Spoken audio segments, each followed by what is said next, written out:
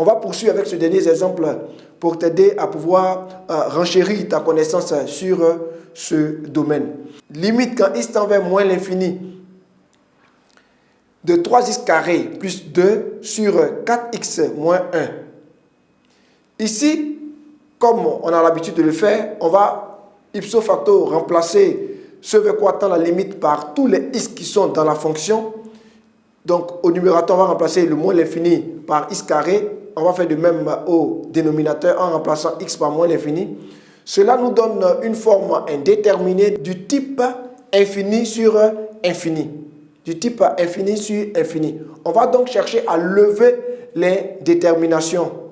Ainsi donc, on aura 3x carré plus 2 sur 4x moins 1 qui est égal à x carré sur x multiplié par 3 plus 2 sur x carré sur 4 moins 1 sur x.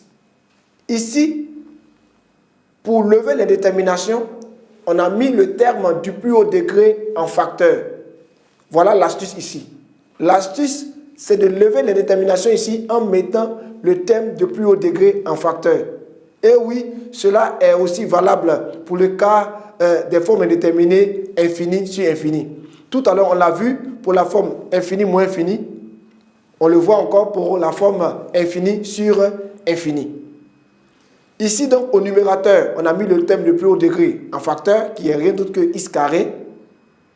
Et au dénominateur, on a mis le terme de plus haut degré en facteur, qui est x. Et ça nous a donné ce qui s'affiche devant toi. J'espère que tu me suis. J'espère que tu comprends comment est-ce qu'on a procédé. On poursuit donc, si tu le permets.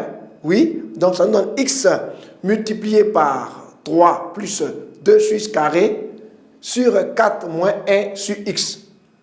Le x ici multiplié, on l'a obtenu en faisant x carré sur x. On a simplifié par x, ce qui nous a donné tout simplement x multiplié par 3 plus 2 sur x carré sur 4 moins 1 sur x. Or, limite quand x tend vers moins l'infini de 2 sur x carré est égal à la limite quand x tend vers moins l'infini de 1 sur x et ça nous donne 0. Pourquoi? Parce qu'ici on a réel sur infini qui nous donne toujours 0 et il est très important que tu puisses retenir cela. Donc, par la somme de limites, on aura limite quand x tend vers moins l'infini de 3 plus 2 sur x carré qui est égal à 3 et limite quand x tend vers moins l'infini de 4 moins 1 sur x qui est égal à 4. Comme quotient de limite, on dira donc que limite quand x tend vers moins l'infini du bloc au numérateur et du bloc au dénominateur qui ne va nous donner que 3K comme résultat. Ça va? On aura donc 3K ici. Pourquoi? Parce que la limite en l'infini de 2 sur x carré nous a donné 0, tu te rappelles?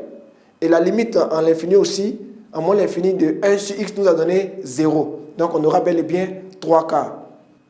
Et je sais que tu es d'accord avec moi sur ce point. On poursuit donc en disant que, or, limite quand x tend vers moins l'infini de x est égal à moins l'infini. Donc, comme produit de limite, on aura limite quand x tend vers moins l'infini de x multiplié par le bloc au numérateur sur le bloc au dénominateur qui va donner moins l'infini. C'est comme si on faisait moins l'infini fois 3K, ça nous donne toujours moins l'infini. Puisque la limite en l'infini du bloc du numérateur sur le bloc au dénominateur nous a donné 3K et que la limite de x nous a donné moins l'infini. Donc, on a bel et bien moins l'infini. En conclusion, on dira que limite quand x tend vers plus l'infini de 3x carré plus 2 sur 4x moins 1 est égal à moins l'infini. Waouh, je suis vraiment content d'avoir fait cet exercice avec toi et je sais maintenant que tu maîtrises le calcul des limites, précisément comment lever une détermination sur les fonctions polynômes et les fonctions rationnelles. Ok, c'est ici s'achève notre cours d'aujourd'hui. Quelle belle aventure dans cette levée de détermination sur les fonctions polynômes et rationnelles. Je suis très content que tu m'aies suivi. Je t'encourage à t'exercer davantage. C'est ici que s'achève notre cours.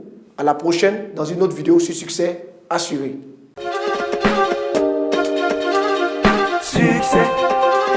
assuré.